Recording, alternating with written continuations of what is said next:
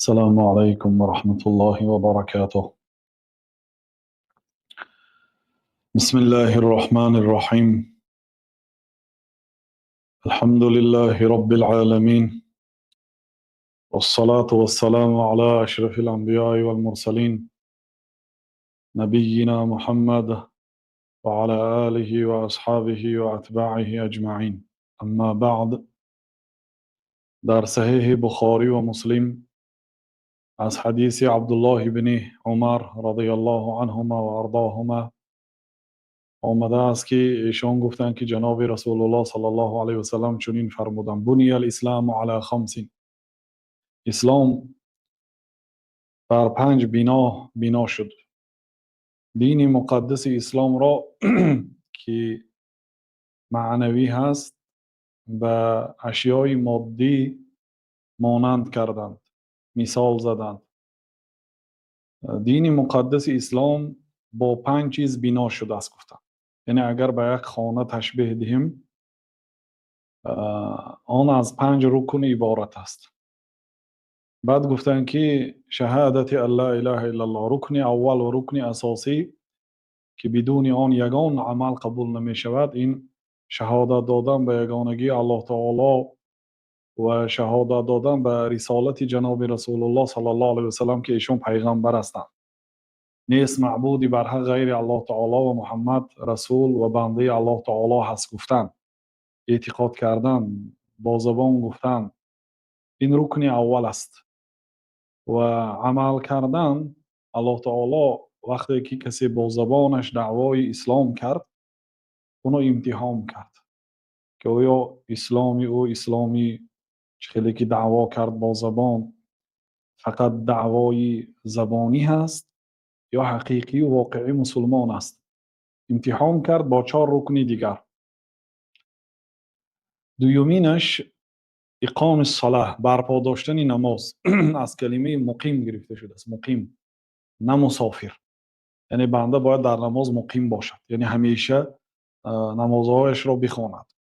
و ایتاء زکات، رکن سیوم ادای زکات. نماز این عملی محض بدنی هست. از کمبغل هم یک تین طلب نمی کند. این محض عملی بدنی هست، با بدن اجرا می شد. با الله اکبر شروع می شد، با السلام علیکم و رحمت الله تمام می شد. عبارت از سخنهای و عملهای است که با تکبیر تحریم شروع می شود و با سلام به آخر می رسد. محض عملی بدنی هست. اما زکات محض عملی مالی هست. زکات نمی تواند شخصی کمبغل ادا کند چون که وی ندارد. زکات عملی محض مالی هست. بعد از آن و صوم رمضان، روزه ماه رمضان. روزه ماه رمضان هم عبادتی بدنی هست، ولی از نماز چی فرق دارد؟ نماز، الله تعالی در نماز ما را امر میکند که طهارت کنیم، روی به قبله بیاریم و الله اکبر گوییم، ثنا خوانیم، سوره فاتحه خوانیم، ضم سوره کنیم، رکوع کنیم، ذکر کنیم، از رکوع خیزیم، سجده کنیم. فقط فرمان است، اجرا کن. اما روزه چی؟ روزه منع است. نخور، ننوش، نزدیکی نکن به اهلت. این نهی است. هر دوشم عملی بدنی هست، ولی روزه کمتر فرق میکند. عملیه که الله تعالی در از اجرای بعضی کارها بندگانش را نهی میکنه، منع میکنه. در نماز باشد سپارش میدهد که فلان کارها رو اجرا کن. و یک فرق دیگری روزه و نماز این است که روزه جاینشین دارد، در نماز جاینشین ندارد. مثلا کدام آدمی که در سفر بود، بعد از سفر بازگشت به قدر قضایی کردگیش، لیکن روزه نداشته از دنیا گذشت. 10 روز قرضدار گذشت. یا یک زن 20 روز قرض داشت، قرض روزه خود را ادا نکرده از دنیا وفات کرد. در این صورت روزه جاینشین دارد. یعنی از حساب هر یک روزی که روزه خورده بود به یک مسکین طعام میدهد. چند روز قرضدار باشد، مثلا 20 روز اگر قرضدار شد، به به 20 مسکین طعام میدهد یا به یک مسکین طعام 20 مسکین را میدهد، قرضش تمام میشد. اما نماز خیلی ندارد. نماز نه جاینشین دارد، نه الله تعالی نگفته است در یگان جا که اگر به فلان حالت گرفتار شد نمازاتون نخوانید. خیلی نیست. یعنی برای مردها، فقط برای زنها در ایام بیماریشان، بیماری مخصوصی زنانه، بله از گردن آنها ساقط کرده است، ولی قضایی هم ندارد دیگه. به زنها خوانده نمیتوان، اما مردها هیچگاه قضا کردن ممکن نیست. یگان رخصت نیست برای نماز. در کدام حالت به کدام استطاعتی که میتواند، خواه به چشمش، خواه به ایما، خواه نشسته، خواه به پهلو، خواه خواب کرده، خواه به تیمم، خواه به تیمم، اگر امکان تیمم کردن هم نداشته باشد به تیمم نماز را میخواند ولی قضا نمیکند. اما روزه سبوک است. الله تعالی اجازه داده است کسی سفر کند یا کسی بیمار باشد، عدة من ایام اخر، از دیگر روزها روزه داشته دهد، قضایی گفت. بعد از آن آخرش الحج، حج خانه خدا، حج خانه کعبه. حج یک عبادتی است که از عبادت‌های بالایی فرق میکنه. اولش این که حج مثل نماز در یک شبانه روز 5 مرتبه نه، مثل رمضان هر سال یک ماه 30 روز نه، مانند زکات هم هر سال نه، در عمر یک مرتبه. از این جهت، از جهت دیگر اینکه عبادت حج نه عبادت بدنی محض، نه عبادت مالی محض، بلکه عبادت مرکب است. هم عبادت بدنی، هم عبادت مالی، هم امرها دارد. باید به عرفات رود، به مزدلفه رود، به مینا رود، سنگ پرتاید، طواف کند، صفا و مروه کند، موی تراشد بعد اینکه تمام کرد. و این نهی ها دارد در اسنای مثل روزه. در اسنای حج مثلا اگر کسی جماع کند حجش باطل میشد. از همه محظورات عظیم در احرام است. و موی کند یا موی تراشد حالی احرام تمام نشده، حج به آخر نرسیده، یا اینکه لباس پوشد یا سرپوش پوشد، اینا محظورات احرام است، باید نکند. یعنی بعضی کارها رو باید اجرا کند، از بعضی کارها باید خودداری کند. جدال و مناقشه. من فرض علیه الحج، کدام آدمی که بر ذمه او حج فرض شده باشد، فلا جدال، جدال اجازت نیست در وقت حج. مناقشه، فلا رفث ولا فسوق ولا جدال فی الحج. در حج نه سخنهای فحشا، سخنهای بد،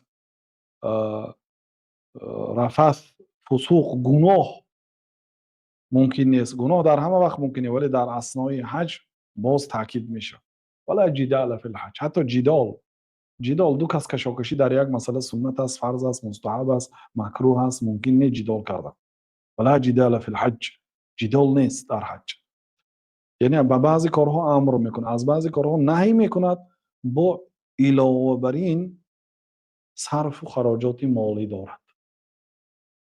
یعنی اینم یه عبادتی است که همه اجرا کرده نمیتوند.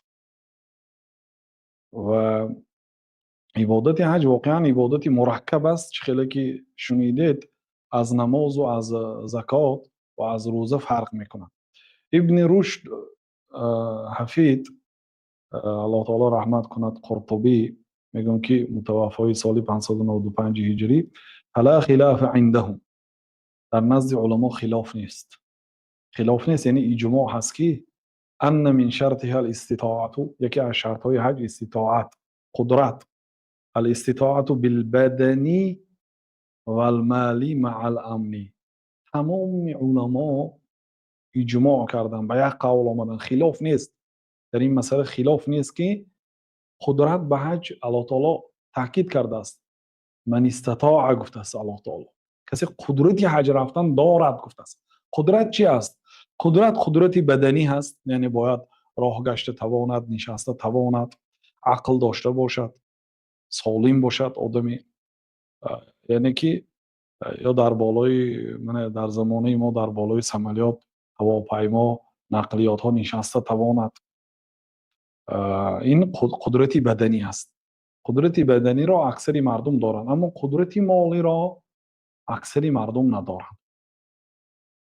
خب مع الامنی قدرت بدنی و قدرت مالی همراهی امنیت طریق راه ایمن باشد. مثلا در راه پیشتر راهزنها بودند، هم مال و پولی حاجی های میگرفتن هم اونها رو به قتل میرسانیدن. این خیلی حالت باشد شرط نه، حج فرض نیست. یا مثلا اگر از خود دیاری ما گیریم،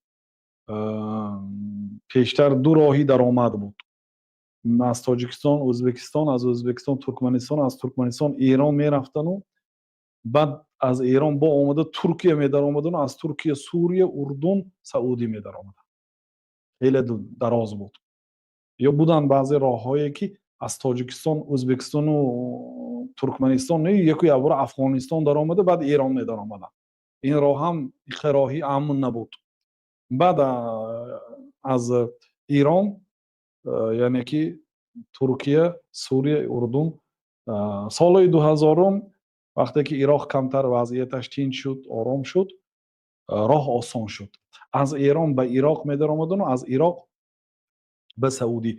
ما یعنی مردم تاجیک اگر با راه خشکی رویم باید همین دو دولت تینج باشد، سوریه و عراق. حتی اگر ایران ناتینج باشد، مثلا یا ازبکستان یا ترکمنستان ناتینج باشد و ما از طریق این پیشینه راه رفته نتوانیم، به طریق مثلا ازبکستان داریم و از ازبکستان قزاقستان در آمده، از قزاقستان روسیه در آمده، از روسیه به طرف گروزیه اون طرف ها آمده به ترکیه در آمده، از ترکیه سوریه یاردانی رفته باز سعودی در آمدن ما ممکن. یعنی سوریه و عراق حتمی هست. از کدام سه راه هست خودش؟ این همه راهی گفتگیم سیومینش دورترین راه است. یعنی راه امن باشد. این اگر راهی خشکی باشد. راهی آبی باشد، یعنی آب و هوا سنج ها، متخصص ها گویند که یعنی احتمالی 70% آرام رسیدن هست گویند مثلا، یا اینکه هواپیماها، یعنی راه ایمن بودنش هم علما از جمله شرطی حج گفتن. برادر عزیز، علم حج بسیار علمی نازک است. حتی آن عالمایی که کتاب نوشته بودن درباره حج دیگه حج نکرده بودن آمده حج را از سرتراش های و از کوچه‌گردهای مکه میپرسیدند. حتی یکی از داملاهای ما هم وقتی که طواف کرده میشوند، دو رکعت نماز طواف میخوانند، میبرایند به تاکسی میشینند و میگن که به کوه صفا هی کن، مرا به کوه صفا بر. اینا فکر میکنن که کوه صفا مروه یک کوهی هست که باید به یک هفته روی و بعد از صفا فرامده مروه روی. حالا انداز که نمیدونن که صفا و مروه در داخلی مسجد است. امروز گردش احاطه کرده، کوه در داخل امارت باقی ماندگی هست. یعنی که آدمی که در کتاب ها خوانده است تصوری وی با واقعیت فرق میکنه. بنابراین در کتاب منهاج السنه آمده است که گفتن که و علم المناسک ادق ما فی العبادات. علم مناسک نازکترین علم های عبادات است. عبادات علم فقه به دو تقسیم میشه برادر عزیز. فقه عبادات، فقه معاملات. عبادات بین بنده و بین الله تعالی میشد. نماز، روزه، طهارت، زکات، حج، اینا عبادات. روزه، زکات، حج، اینا عبادات بین بنده و بین الله تعالی. معاملات قسم دویمش بین بنده و بین دیگر مخلوقات. نکاح با کی میشد؟ باید زن میشد، طرف خدا میشد. خرید و فروش از جانب خریدار و فروشنده صورت میگیرد. همین گونه جنایت هم، جنایت یک آدم زد، یک آدم به قتل رسانید، مال یک آدم دزدی کرد. اینا معاملات است. اینا بین همدیگر معامله کردند. احکام غلامداری مثلا در کتاب‌های فقه آمده است، چون که پیشتر مردم غلامداری داشتند، چگونه باید با غلام معامله کرد. عموما معاملات معامله بین مردم با مردم است. چه حکم ها دارد، کدام کارها اجازت است، کدام کارها منع است. این فقه معاملات است. در بین فقه عبادات از همه علم نازک علم حج است. در علم معاملات خرید و فروش، از همه علم نازک خرید و فروش است، سپس طلاق است. اینا علمای نازک هستند. اما در عبادات حج است گفتن. بعد گفتن که ولولا سعة علمه لم يستعمله. اگر ابوبکر صدیق عالمترین امت اسلام نمیشد، پیامبر صلی الله علیه و سلم راه بلدی حج کرده نمیفرستادند. راه بلدی اولی مسلمان ها در حج این حضرت ابوبکر بودند. هر سال باید تمام مسلمانان رو یک نفر راه بلدی کند، راهنمایی، امیری قوم باشد در مسئله حج. خب و در حقیقت یکی از دشمنای اسلام به بزرگی حج و مهم بودن حج صراحتا قائل شده، میگوید که نحن لا نستطيع ان نحقق نصرا على المسلمين ما دام الحج قائما بينهم. ما یعنی دشمنای مسلمان ها بر بالای مسلمان ها غالبیتی مطلق به دست نمی آوریم، نصرت به دست نمی آوریم مادامی که حج در بین آنها پابرجا باشد، مادامی که آنها هر سال حجی خانه می کنند، از تمام گوشه کنار دنیا مسلمان ها در یک وادی وامی خورند و این حج پابرجا باشد، ما هیچگاه نصرتی حقیقی را بر بالای مسلمان ها به دست آورده نمیتونیم، یعنی ما آنها را غلبه کرده نمیتونیم. به کتاب شبهاتون حول الاسلام در این باره برمیگردید. و یکی از سیاستمدار دیگری غربی عاید حج واقعا بسیار سخنی حق را گفته است. میگوید الویل للمسلمین اذا لم يفهموا معنى الحج. ویل باد برای مسلمان ها، یعنی وای بر حال مسلمان ها اگر حج را نفهمند، معنای حج، مقصود شریعت از حج، فلسفه حج را اگر نفهمند، وای بر حالشان. بعد میگوید که والویل لاعدائهم اذا فهم المسلمون معنى الحج. وای بر حال دشمنای مسلمان ها اگر مسلمان ها حج را فهمند. این سخن بسیار سخنی حق است و سخنی پر معنا هست. وای بر حال مسلمان ها اگر حج را نفهمند، درک نکنند مقصدی حج را، وای بر حالشان. وای بر حال دشمنان مسلمان ها اگر مسلمان ها فهمند. افسوس که نمیفهمیم، بنابراین علامت ذلت، علامت مغلوبیت در ما دیده میشه. بنابراین این صحبت ها و این درس ها برای آنکه ما مقصود اساسی شریعت از حج را درک کنیم و انشاءالله این صحبت ها که به آخر میرسد، بعد یک صحبت آخر مقاصد شریعت از حج را برای شما علاهیده باز القا میکنیم. دوباره امام بخاری رحمت الله علیه در جامع صحیح خود، در کتاب صحیح بخاری گفتن که باب العلم قبل القول والعمل. باب باید این که علم پیش از قول و عمل است. پیش از آن که از سخن گوید یا یک عمل را اجرا کنید باید علم داشته باشید. علم نداشته باشید چه خیلی طهارت میکنید؟ علمی نماز را ندانسته باشید چه خیلی نماز میگذارید؟ همین گونه حج هم نگویید که خیر میریم آدم ها چه خیلی کار کنند هم خیلی میکنیم. نه، باید شما علم داشته باشید. باب العلم قبل القول والعمل. باب در این باره که علم پیش از قول و عمل است. پیش از آن که شما لبیک گویید، پیش از آن که به عرفات روید، اول علم داشته باشید. بنابراین این صحبت ها برای آمادگی به حاجی ها که پیش از آن که سفر حج میکنند باید علم داشته باشند در این باره.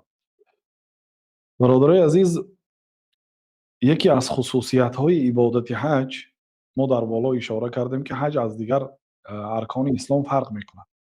مثلا یکی از فرقیت های دیگری حج از روزه و زکات و حج نماز این است که در قرآن کریم 114 سوره هست. یگان سوره به نام نماز نیست، اگرچه نماز از حج بزرگ است. یگان سوره به نام زکات نیست، дуруст аст ки оятҳо ҳаст, вале сураи махсус номи сура закот бошад нест. ва ягон сура ба номи сураи рӯза нест ё рамазон нест. яки як сура дар Қуръони Карим ба номи сураи ҳаҷ аст. сураи ҳаҷ иборат аз 78 оят аст. хуб ҳамин сураро аллоҳ субҳонаҳу ва таоло бо кадом кори ҳаҷ шурӯъ кард? 78 оят будааст. ояти 1-2-ро ба шумо қироат мекунам. ва пеш аз он ки қироат кунам, ба шумо суол ин аст ки аллоҳ таоло сураи ҳаҷро бо кадом навъи ибодати ҳаҷ шурӯъ кард? Тавоф кунед гуфт, сафо марва кунед гуфт, ё қурбонӣ кунед гуфт, ё санг партоед гуфт? чӣ гуфт? бо кадом ибодати ҳаҷ шурӯъ кард?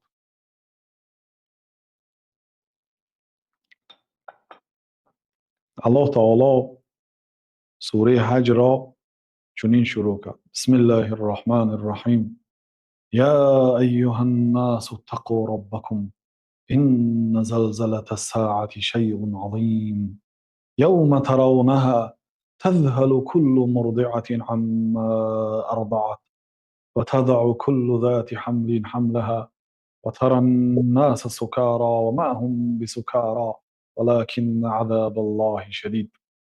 аллоҳ таоло дар ибтидои сураи ҳаҷ мегӯяд ки эй одамҳо, тақво кунед аз парвардигаратон. аз парвардигаратон битарсед. тақво ан таъмала битоатиллаҳи ала нурин миналлоҳи тарҷу савабаллоҳ. беҳтарин шахсе ки тақворо муаррифӣ кардааст ин Талқ ибни Ҳубайб раҳматуллоҳ алайҳ мегӯяд ки тақваллоҳ ан таъмала битоатиллаҳи ала нурин миналлоҳи тарҷу савабаллоҳ. тақвои Аллоҳ ин аст ки ин ки итоати Аллоҳ таолоро кунӣ бо илм, бо мақсади савоб овардан. итоати Аллоҳ бошад, илм дошта бошӣ ки ҳамин амале ки иҷро мекунӣ фармони Аллоҳ таоло ё Расулуллоҳ саллаллоҳу алайҳи васаллам аст. сеюминаш бо мақсади дарёфти савоб. агар дигар мақсадҳои дунявӣ бошад, баъд тақво нест алака. Инчунин фақат ҳамин не тақво. ва ан татрука маъсияталлоҳ, ин ки тарк кунӣ гуноҳҳои Аллоҳ таолоро ала нурин миналлоҳ, бо илм, тахофу иқобаллоҳ, аз иқоби Аллоҳ таоло тарсида. яъне ба хотири тарси азоби Аллоҳ таоло як гуноҳиро тарк мекунӣ бо илм. аз пеши худат ин кор гуноҳ гуфта тарк намекунӣ. илм дорӣ ки Аллоҳ амр кардааст ки ҳамин корро накун. ана ҳамин тақво аст. ҳазрати Али радияллоҳу анҳу тақворо чунин муаррифӣ карданд ки агар дар як биёбони хорзор бошӣ ва пои луч бошӣ, чӣ хел аз хорҳо эҳтиёт карда ба ҷойҳои бехор қадам мегузорӣ, тақво ҳамин аст. яъне худро аз гуноҳ нигоҳ доштан. хоб аллоҳ таоло гуфт ки эй одамҳо, аз Аллоҳ таоло тақво кунед, яъне фармонҳояшро иҷро кунед бо мақсади дарёфти савоб ва аз манъ-кардаҳош боз истед бо мақсади тарси аз азобаш. тақво кунедтон, аз Аллоҳ таоло тарсетон. инна залзалата саати шайъун азим. баъд як чизе мисол овард ки барои тарс ёрӣ медиҳад. инна залзалата саати шайъун азим. зилзилаи рӯзи қиёмат ин чизи азим ҳаст. зилзилаи рӯзи қиёмат монанди зилзилаи дунё нест. мана дирӯз бори дигар дар кишвари мо ҳам дар Туркия ҳам боз заминҷунбӣ шуд. мардум ба хонаҳошон намедаромаданд. мардуми Туркия аз тарси он ки мабодо боз мисли соли пешина нашавад. аллоҳ таоло мегӯяд ки зилзилаи рӯзи қиёмат чизи бузург аст. явма таравнаҳа тадҳалу куллу мурдиатин амма ардаъат. зилзилаи рӯзи қиёмат یه زلزله هست که هر زنکی شیرخواره‌دار، هر زنکی که کودکی شیرخواره دارد، کودکش را فراموش میکند. جان خودش را فکر کرده کودکش را فراموش میکند، کودک شیرمک را. و تضع كل ذات حمل حملها. و هر یک جانوری حامله دار حمل خودش را میپرتاید. سال 2011 بود. 22 ایول 22 ایول روزی جمعه باشد. 21مش روزی پنجشنبه الکی در آمدگی بود. در تاجیکستان یک زمین لرزه شده بود 21 ایولی سال 2011. ساعت 1 شب بود. من به جمعه آمادگی میدیدم، به خطبه جمعه تیاری میدیدم، یا موضوع رو تیار میکردم. ساعت 1 شب زمین لرزه شد، بسیار سخت. عمارت‌ها خراب نشد لیکن بسیار به شکل حسیاتش وزنین ولی بلند بود. بعد برآمدم بیرون برآمدم. یک همسایه داشتیم، وایم از بالا نگاه کرد. بعد در آمدم ساعت 1 شب در آمدم و موضوعی که به جمعه تیار میکردم پوشیدم. این موضوع یو واردی نوک شدم برای زلزله نامش. بعد فردا پنجشنبه بود روزانه شد. فردای دیگرش ولی شب پنجشنبه بود، روزی جمعه شد. در نماز جمعه اوید زلزله صحبت کردم. نوارش در شبکه بیان است. مقصد چی؟ مقصد بعد همون زلزله خیلی آدم ها مراجعت میکردند که همسرم بعد زلزله حمل خودش را پرتافت، بعد زلزله فلان بیماری و گرفتار شد. ترس باعث شد که آنها بیمار شدن. خیلی مردم زیاد همون سال حمل خود را پرتافته بود. و این زمین لرزه‌ای که بناها خراب نشده است، آدم هلاک نشده است. ببینید الله تعالی چی میگه. زلزله روز قیامت زلزله عظیم هست و عظیمی الله تعالی عظیم هست. الله تعالی هر چیز را عظیم نمیگه، بزرگ نمیگه. الله تعالی خدای ذاتی بزرگ است، بزرگ را بزرگ میگه. گفت که روزی که هر یک صاحب حمل خودش را میپرتاید. همه میپرتاید. کسی حمل دارد حملش میپرتاید. و ترى الناس سکارا، مردم را در حالتی مست میبینی. مردم رو میبینی که راهگردی هاشون مثلی مست است. الله تعالی میگه و ما هم بسکارا، اونها مست نیستند، ولكن عذاب الله شدید، لیکن عذاب الله تعالی شدید است، سخت است. سوره حج را الله تعالی با همین دو آیت شروع کرد. چی ربط دارد؟ چه علاقه دارد؟ یعنی یک بار الله تعالی سوره حج را با خلاصه حج خلاصه کرد. گفت که ای مردم از الله تعالی تقوا کنید، ترسید. گفت یعنی که حج باید یک آدمی تربیه کند که مدرسه، مثلا ما پیشتر وقتی با اتوبوس میرفتیم 1 ماه سفر بود. حاضر هم یعنی با هواپیما 1 ماه سفر است. یعنی که این 1 ماه در مکه و مدینه میگذارند. پیشتر آدم ها 4 سال 5 سال سفری پیاده یا با اسب و شتر میکردن، وقتی زیاد میرفت. لیکن خود حج در مدت 4-5 روز تمام میشه. همین حج یک مدرسه است که باید یک تمام کننده این مدرسه یک آدمی به تقوا باید باشه. ای آدم ها از الله تعالی ترسید. و این چونین یک معنای دیگرش در حج یک نوع قیامت رو میبینید. مردم زیاد در یک وادی، کسی رو نمیشناسد، همه به حال خودش مشغول، همه در یک لباس سرلوچ پایلوچ، یک نوع قیامت دیده میشه. خلاصه این ابتدای سوره حج است.